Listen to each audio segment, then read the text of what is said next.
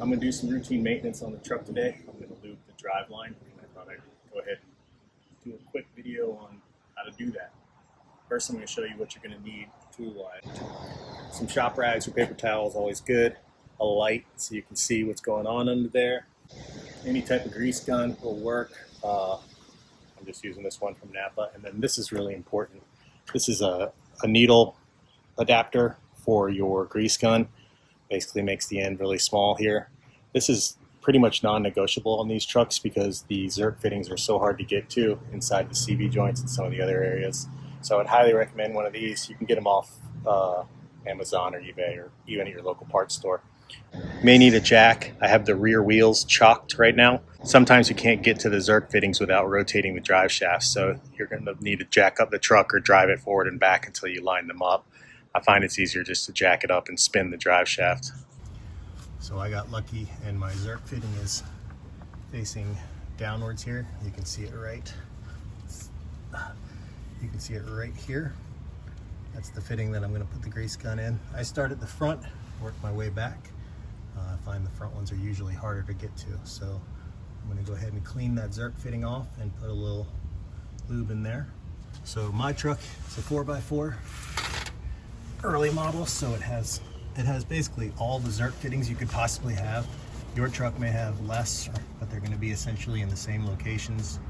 If you don't have a front drive shaft, obviously you don't need to worry about the front if you're two-wheel drive. If you do, you definitely want to grease it. On my truck, the front drive shaft spins all the time because of disconnect delete, but I would just go ahead and do the fronts every time you do the rear regardless, even if you don't have an automatic disconnect delete. You can't really lube these things too often. I'm using red and tacky. That's generally what I use just because it's usually what's in my grease gun. This might not be as easy as I thought. I may have to rotate this. Oops. I couldn't get the right angle on that, so I went ahead and jacked up the front end just enough to get the tires off the ground. Now I can manipulate the drive shaft and rotate it into a better position. So you can see the zerk fitting is facing more outwards now. Hard part is just getting the grease gun up in there and being able to pump the handle. If you have an electronic grease gun, that would make it a lot easier.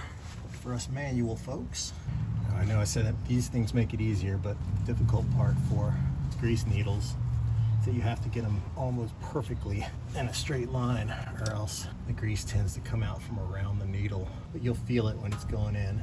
Okay, there we go. Okay, so you can see here that there's now new fresh grease coming out from around the cap here on the U-joint. That means that you filled up the U-joint and it's pushing out the old grease and new grease is coming out.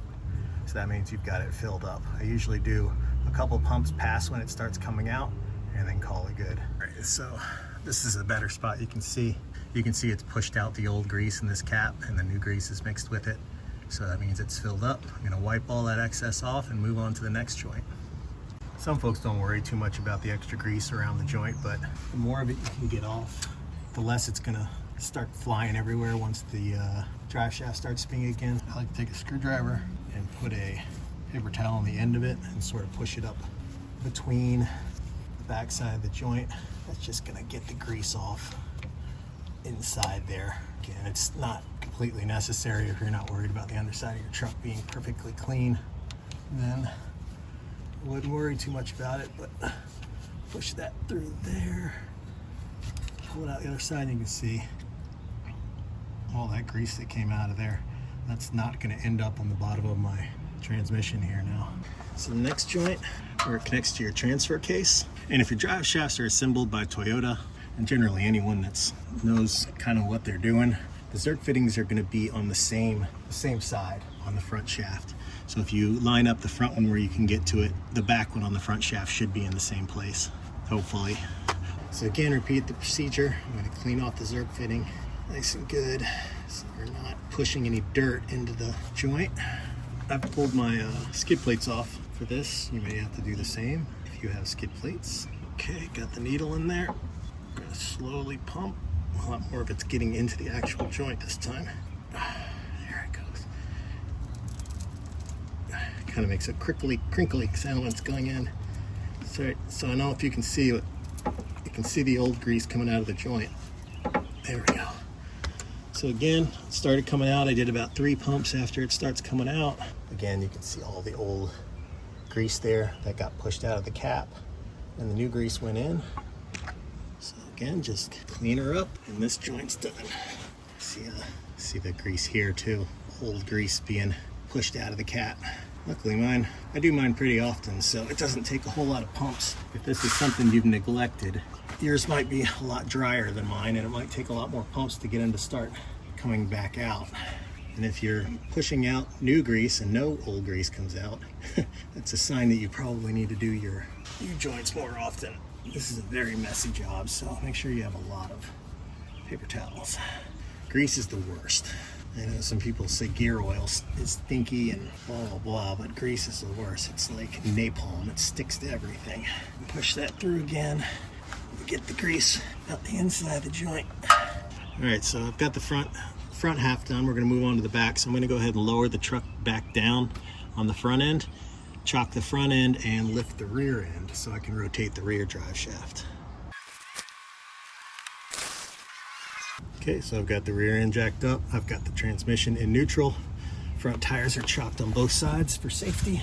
I should be able to rotate this until we can find the zerk. Okay, so you can see the zerk is right here. Put a light on the subject here. Clean that guy off. So we're gonna attack this one from this side, that way I don't have the exhaust in the way. Pressed in place, nice and tight. Hope you can hear that crackly sound, but almost immediately grease has started flowing out of the caps.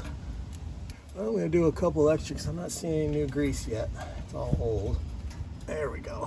I'm going to clean that one up. I'm not going to make you watch me clean that up. Okay, now we're at the double cardan joint.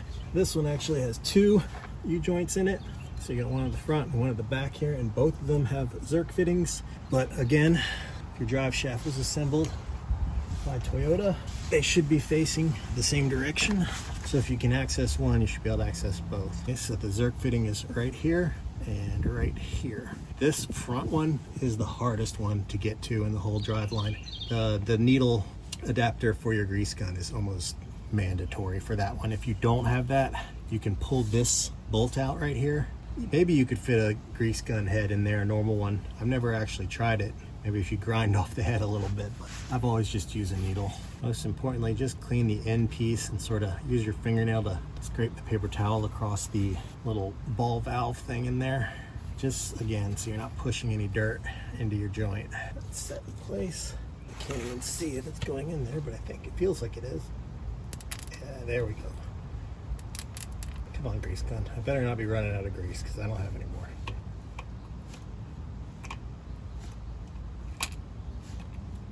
There it is. There's the fresh stuff. I can actually see the different types of grease I've used. I use super lube sometimes if it was in my gun and it's clear, and you can see the clear grease coming out. So didn't even wear it out that much. What a mess. All right, get that cleaned up in there. Scrape some of that out with this screwdriver. You can see here, that's the super lube I used last time because that's what I had in my gun. Super lube is great lube for pretty much everything, but it definitely doesn't last as long as the thicker stuff like Red and Tacky. I'm not gonna clean the top side yet because I'm gonna go ahead and hit this back zerk fitting while it's facing me. That's good. There's old grease. Goo out of there. Yummy. I'm being a bit conservative with my paper towels because I need to make a shop rag run. I had to steal these from my mom's kitchen here. Okay, now let's rotate that. It's like a Mucinex commercial under here. Okay.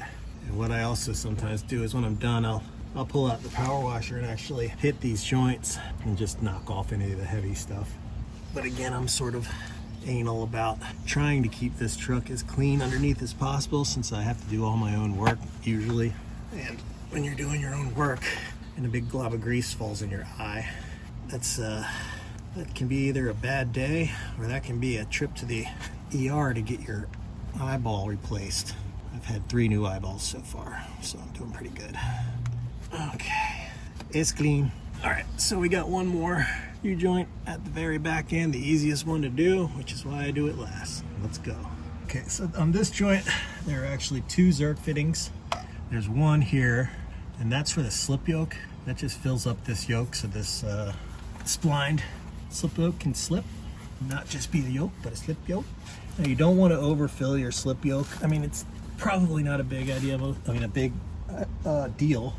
Most of the time, the extra grease can just work its way out. But generally, you want to try to just kind of get enough in there. It doesn't need a ton. So let's hit that first. You don't need the needle adapter for this one here, but I'm not going to go change the gun around just to do this one. You actually don't need the needle adapter really for this whole joint, but come on, shaky hands McGee. There we go. 4, 5, 6, 7, 8. Now I just had the slip yoke apart in my last video when I was doing my leaf springs. The slip yoke fell out and I lost some grease there, so I'm going to do a couple extra pumps. Okay, that should be good. Post nasal drip there, and then second zerk is inside the joint again, facing the same way as the slip yoke zerk. Clean that off. I'm getting too old for this. There we go. New grease coming out. You can see here the grease coming out from around each of the caps. Well, let's clean this guy up. Rub it in for a little extra protection. You know, that SPF 4000. All right, so 30 minutes and it's about half a roll of paper towels later, you got a greased driveline. Now you want to do this at some sort of set interval. Can't really grease them too often. And I record it in my phone, the mileage every time I do it. I was just doing it because I was getting a little minor driveline vibration and hum, and I think that's because when my slip yoke came out, I lost some grease in there. So I thought I'd just go ahead and do it. If you're feeling any driveline hum, that's the first thing I would do, is grease those and see if it takes care of the issue. If not, you can move down the line. Fairly simple process once you have that needle for your grease gun. Like I said, it takes maybe 20-30 minutes, depending on how much of a pain in the butt it turns out to be. But it'll increase the longevity of your driveline immensely if you keep up with that. A dry driveline is a bad driveline.